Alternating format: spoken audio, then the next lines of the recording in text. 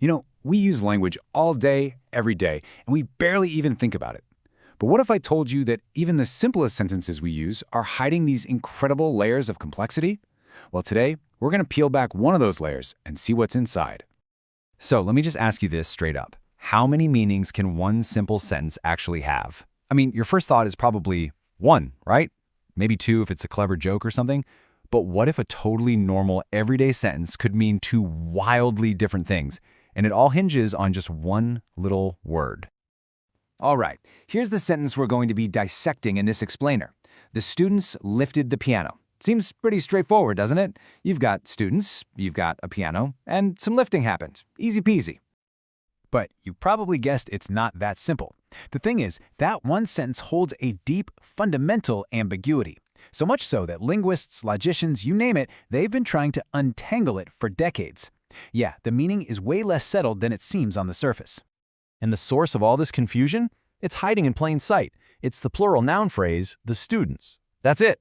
That's where all the magic and the headache begins. In fact, this is such a big deal that there's a whole field of study dedicated to figuring out how plurals like this work in logic and language. So this isn't just some random quirk. This ambiguity boils down to a really important distinction that linguists talk about all the time. It's the difference between two kinds of readings, the collective reading and the distributive reading. Let's break down exactly what those are. And here you can see the two possibilities side by side. On one hand, you have the collective reading. That's where the group acts all together as one unit. Then, on the other hand, you have the distributive reading, where each person is doing their own thing. It's wild, right? Two completely different scenarios, but they're packed into the very same words. Okay, first up, let's zoom in on that collective reading. This is the one where the students are all working together, like a team.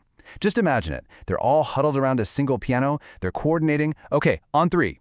1, 2, 3, lift. They're moving it together. It's one single action, done by the whole group. All right, now let's flip to the other interpretation, the distributive reading. Here, the action lifted the piano applies to each student, one by one, separately. So, the scene in your head should totally change. Picture a big music room maybe, with a whole bunch of pianos, and each student is lifting their own piano. It's the exact same words, but a completely different picture. Crazy, isn't it? So, you might be wondering, how on earth do experts figure this stuff out? Well, it's not just guesswork. They have this whole sophisticated toolkit full of formal logical methods to map out these different meanings with incredible precision. And yeah, figuring out which reading is the right one isn't just about using your intuition or looking at the context. To really, truly get a handle on all the possible meanings, linguists have to pull out the big guns. We're talking powerful analytical frameworks, a lot of which actually come from the world of logic and even math. And just to give you an idea of how deep this rabbit hole goes, the sources we use for this explainer cited over 100 academic papers, 100, all dedicated just to this topic, the logic of plurals.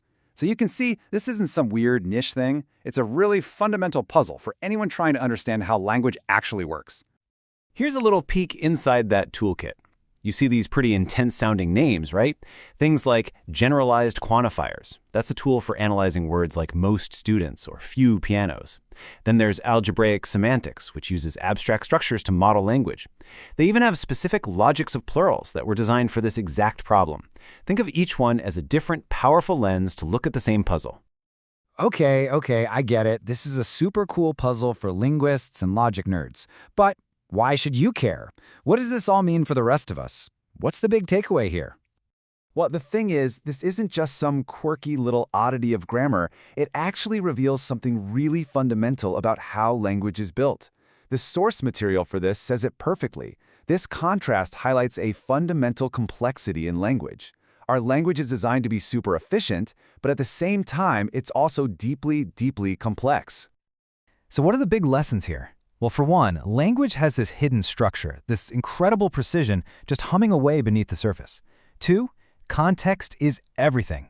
It's that silent guide that tells our brains, hey, the students lifted the piano probably means he did it together. I mean, unless the sentence was something like, at the world's strangest strongman competition, the students lifted the piano. Then you think differently, right? And finally, and this is a big one, this has massive implications for the future.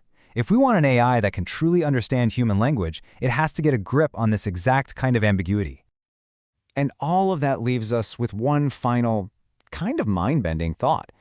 We just spent all this time diving into the complexity hidden inside one single plural word.